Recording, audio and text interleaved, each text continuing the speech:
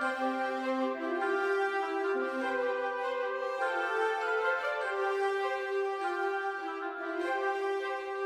folks, welcome back to another Dice Tower preview. I'm Mark, and today we're taking a look at Rise of the Gummies, which is brought to you by Pillow Fort Games. It's for 1 to 2 players, ages 8 and up, and games generally run about 10 to 20 minutes.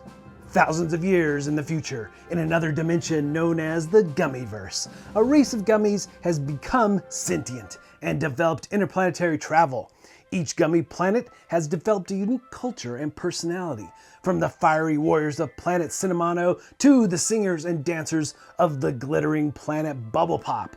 Every 4 years, for reasons unknown, a giant mouth appears in the sky and compels the gummies to stack themselves as high as possible.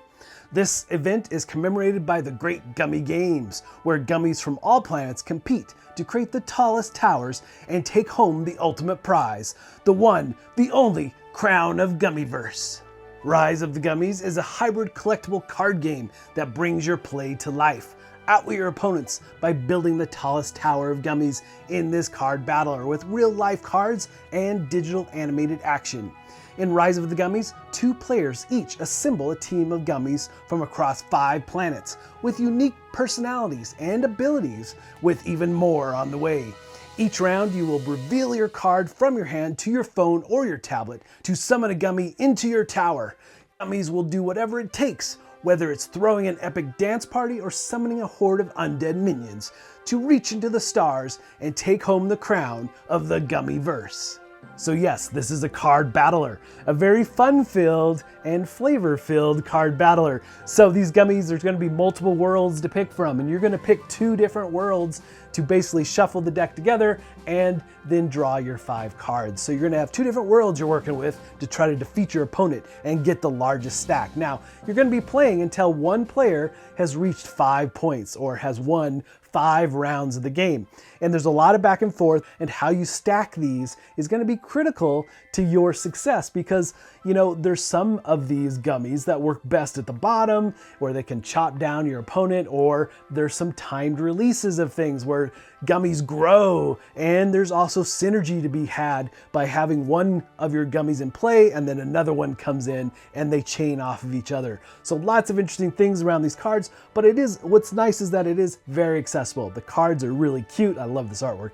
And it's super easy to jump into this game. There's not a lot to learn. There's a fantastic tutorial built into the app to teach you the game, and we'll take a look at some of the stats of these cards next, because there's just a couple things to keep in mind as you play cards and as you get ready for the next round. So let's take a closer look at one of these cards. We're going off to the planet of Cinnamano. I love this group of gummies because they have fire and they can melt your opponent or even melt your stack, depending on how you best strategically use them for various things. But here we have the Ardent Armorsmith, and he has a level of 2 when he comes into the stack. So if you already have several pieces on your stack already, he's just going to add 2 more to it.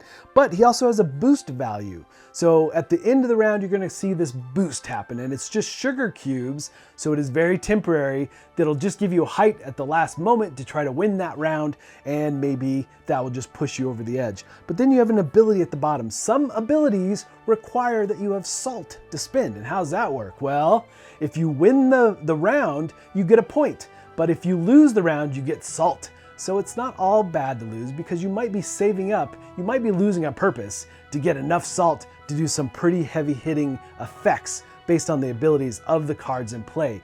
And it's, again, very straightforward. What it says, what it does. Some of these abilities don't require any salt, but some you definitely want to strategically play your card when you have salt in order to activate some of these amazing abilities.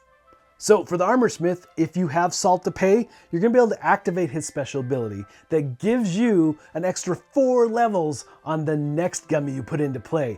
And a lot of these cards are going to be timed releases, things you're planning for. It might happen in 3 rounds that they get extra height, or they might get some crazy boost at some point because you've added another card in.